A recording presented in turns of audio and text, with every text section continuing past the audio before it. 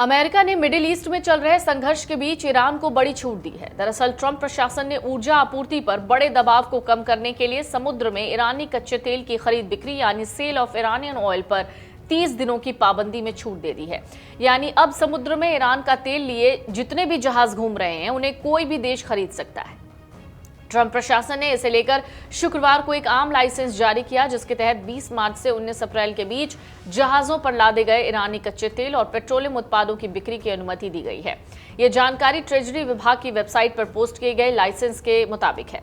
Middle east में जारी संकट के बीच पूरी दुनिया में ऊर्जा संकट पर तेजी से खतरा मंडरा रहा है।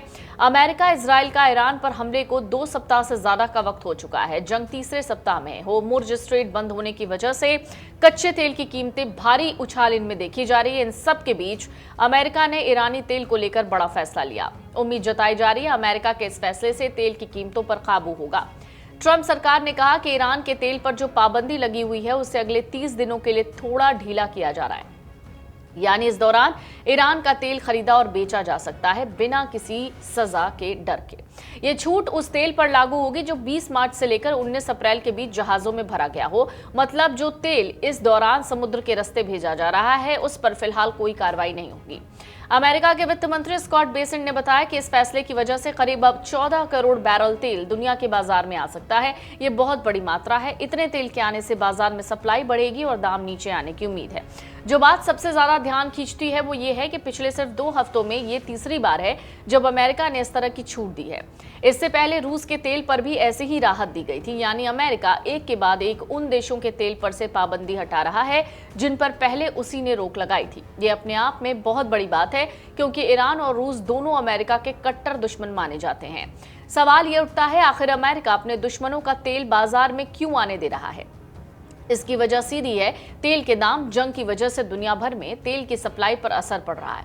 जब सप्लाई कम होती है दाम बढ़ते हैं। तेल के दाम बढ़ने का मतलब है पेट्रोल महंगा, डीजल महंगा। इसका असर हर चीज की कीमत पर पड़ता है, ढुलाई पर भी। ट्रंप सरकार नहीं चाहती अमेरिका में महंगाई बढ़े, इसलिए उन्होंने ये कदम उठाया ताकि बाजार में तेल ज्यादा आए और दाम काबू में रहें। यही पर असली चालाकी है। बेसेंट ने साफ कहा कि ये छूट ईरान की मेहरबानी से नहीं दी जा रही, बल्कि ये रणनीति इस तरह अपनाई गई है कि ईरान के तेल का इस्तेमाल तो हो लेकिन साथ ही ईरान पर दबाव भी बना रहे। मतलब साफ है तेल बाजार में आएगा, दाम नीचे रहेंगे, अमेरिकी जनता को राहत मिलेगी। लेकिन ईरान के खिलाफ बड़ी नीति में कोई बदलाव नहीं आएगा। ये एक तरह का अस्थायी इंतजाम है, कोई समझौता नहीं है। ये तीसरी बार है जब अमेरिका ने लगभग 2 हफ्तों में अस्थायी तौर पर प्रतिबंधों में छूट दी है। अमेरिका ने इससे पहले रूसी तेल पर लगे प्रतिबंधों में ढील दी थी। शुक्रवार को एक आम लाइसेंस जारी किया। अमेरिकी ट्रेजरी की वेबसाइट पर जारी इस लाइसेंस के मुताबिक इसके तहत 20 मार्च से 19 अप्रैल के बीच जहाजों पर लादे गए ईरानी कच्चे तेल और पेट्रोलियम उत्पादों की बिक्री की अनुमति दी गई है।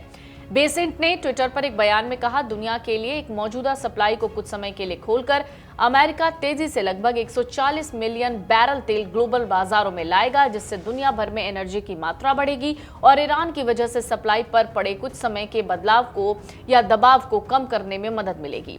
बेसेंट ने यह भी कहा कि असल में हम ऑपरेशन एपिक फ्यूरी जारी रखते हुए कीमतों को कम करने के लिए तेहरान के खिलाफ ईरानी तेल के बैरलों का इस्तेमाल करेंगे। ये रूसी तेल पर लगे प्रतिबंधों में इसी तरह की ढील के बाद आया है जो पहले से ही समुद्र में है। ऐसा इसलिए किया गया है क्योंकि वॉशिंगटन होर्मुज़ स्ट्रेट के लगभग बंद हो जाने के कारण पैदा हुए वैश्विक आपूर्ति संकट को रोकना चाहता है।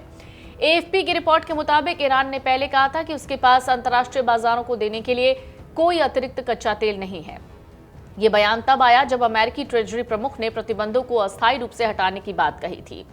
28 फरवरी 2026 को इजराइल ने अमेरिका के साथ मिलकर ईरान के खिलाफ युद्ध शुरू किया था। इस संघर्ष के बाद से होर्मुज़ स्ट्रेट से होने वाली तेल की शिपमेंट लगभग पूरी तरह से रुकी हुई थी। इसी रास्ते से दुनिया के 20% तेल की आवाजाही होती है। इसी के रिजल्ट में इस महीने ब्रेंट क्रूड की कीमतें 50% से भी ज्यादा बढ़ गई। अगर आप ये वीडियो YouTube पर देख रहे हैं तो हमारे चैनल को सब्सक्राइब कर बेल आइकन दबाएं और Facebook पर देख रहे हैं तो हमारे पेज को लाइक करें।